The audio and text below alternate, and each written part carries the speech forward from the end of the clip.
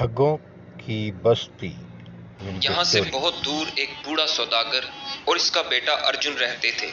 एक दिन बूढ़े सौदागर ने कहा, बेटा, ये बहुत अच्छी नस्ल के 2 घोड़े हैं। मैंने इन्हें बड़ी जतन से पाला है। किसी ऐसे मुल्क में जहाँ घोड़ों की कमी हो, एक एक घोड़ा 100 अशरफी में बिक जाएगा।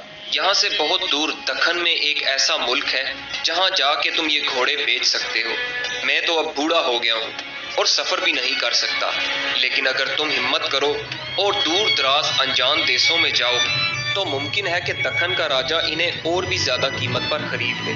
अर्जुन इस ख्याल से खुशी से फूले न समाया कि नई नई जगह देखने को मिलेंगी, खूब सैर होगी। मगर इसके बाप ने ताकीद की, ये याद रखो कि पश्चिम की तरफ मत जाना। अगर तुम गए तो ऐसे मुल्क में पहुंच जाओगे जहां दगाबाज और फरेबी लोगों की बस्ती है। यहाँ जो भी बाहर का आदमी चला जाता है उनके हाथों बगैर परेशानी उठाए नहीं वापस आता। एक दफा मैं भी वहां गया था, मगर अपनी बेवकूफी से इतनी बड़ी कीमत चुकानी पड़ी जिसे मैं उम्र भर याद रखूंगा। अर्जुन ने अपने बाप से इल्तिजा की, आखिर बताइए तो, जब आप ठगों की बस्ती में गए तो क्या हुआ था? बूढ़े बाप ने कहना शुरू किया, ये तुम्हें याद है कि जब तुम छोटे थे तो तुम्हारा एक बड़ा भाई भी था जिसके साथ तुम खेलते थे। 15 बरस हुए, अपने कारोबार के सिलसिले में कई मकामात पर गया था तो तुम्हारे भाई को भी साथ लेता गया।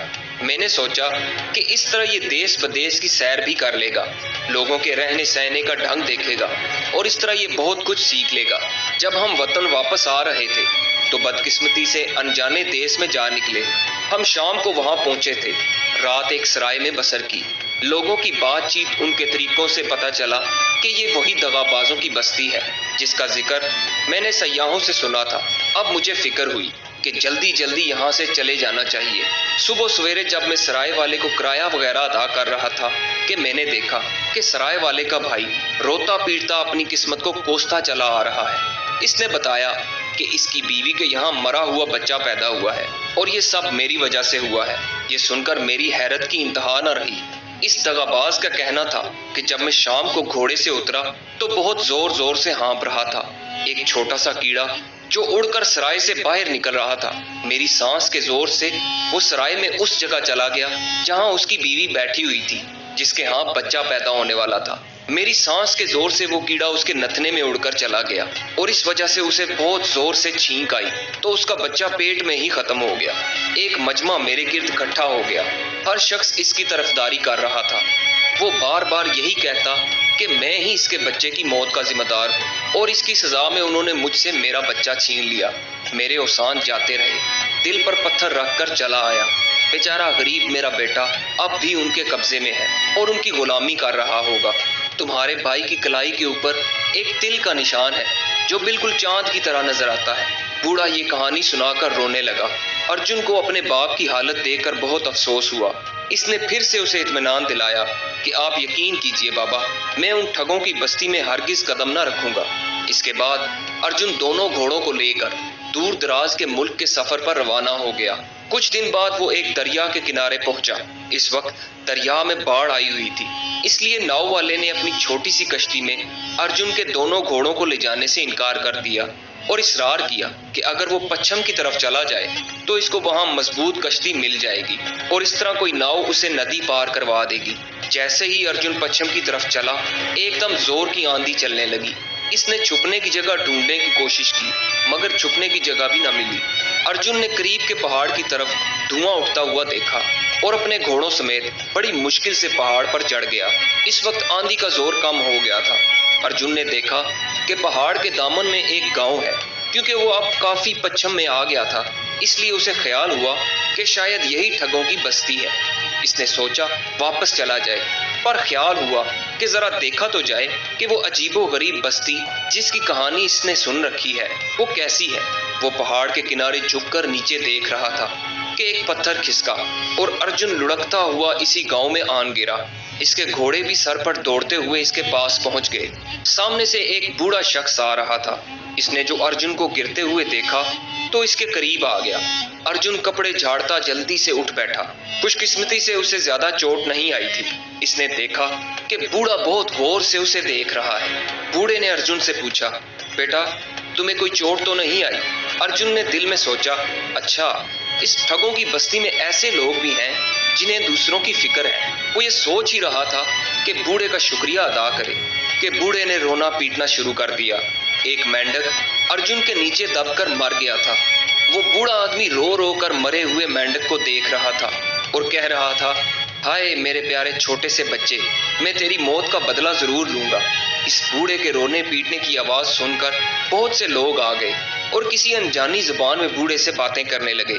پھر انہوں نے ارجن کو بتایا کہ اس بوڑھے کے یہاں کوئی بچہ نہیں ہے، اس نے اس مینڈک کو اولاد کی طرح پالا تھا، وہ اس کو بہت چاہتا تھا اور اس کی خدمت کرتا تھا۔ اب بیچارہ بوڑھا اکیلا رہ گیا ہے، اس لیے وہ مینڈک کی موت پر اس قدر دکھی ہے۔ اور پھر گاؤں والے بھی اس بوڑھے کے ساتھ رونے پیٹنے لگے۔ ارجن بوکھلایا ہوا تھا، اسے کچھ بھی سمجھ نہیں آ رہا تھا کہ کیا کرے۔ وہ چاہتا تھا کہ جلدی جلدی سے وہاں سے چلا جائے۔ اس نے لوگوں سے پوچھا، اس بوڑھے کے غم کو کم کرنے کے لیے کیا کیا جائے؟ بوڑھا ایک دم بولا، اپنے گھوڑے میں سے ایک دے دو۔ ہائے، ایک مینڈک کے بدلے گھوڑا؟ ارجن نے خفا ہوتے ہوئے پوچھا۔ بوڑھے نے جواب دیا، میری سمجھ میں نہیں آتا لڑکے، تم کیسی باتیں کر رہے ہو؟ کیا گھوڑا کسی کے بیٹے سے زیادہ قیمتی ہو سکتا ہے؟ آخر میں بیچارے ارجن کو اپنا ایک گھوڑا اس بوڑھے کے حوالے کرنا پڑا۔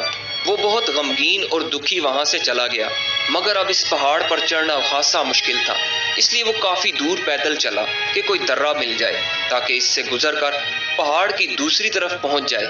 تھوڑی دیر بعد پہاڑ کے دامن میں ایک اور گاؤں ملا۔ ارجن کا بھوک اور پیاس کے مارے برا حال تھا۔ وہ قریب کے گاؤں میں گیا اور دروازہ کھٹکھٹایا تو ایک آدمی باہر آیا جس کی صرف ایک آنکھ تھی۔ ارجن نے اس سے کچھ کھانے پینے کو مانگا۔ اس آدمی نے جواب دیا، میں تمہیں کھانے کو کچھ نہیں دے سکتا، مگر ہاں پانی جتنا چاہو پی سکتے ہو۔ اصل میں تو پیٹ بھرنا ضروری ہوتا ہے، پھر چاہے وہ پانی ہی سے بھرے۔ اس ایک آنکھ والے آدمی نے ارجن کو پانی دے دیا۔ پانی پی کر ارجن نے اس کا شکریہ ادا کیا اور چلنے کو ہوا کہ اس ایک آنکھ والے آدمی نے اس سے پوچھا، بھیا تم کہاں سے آئے ہو؟ تمہارے باپ کا کیا نام ہے؟ جیسے ہی ارجن نے اس کو بتایا، اس ایک آنکھ والے آدمی نے اس کا بازو زور سے پکڑ لیا اور خوشی سے چلایا، آخر تم مل ہی گئے۔ اب سنو لڑکے، 20 سال ہوئے میں تجارت کے سلسلے میں تمہارے ملک گیا تھا۔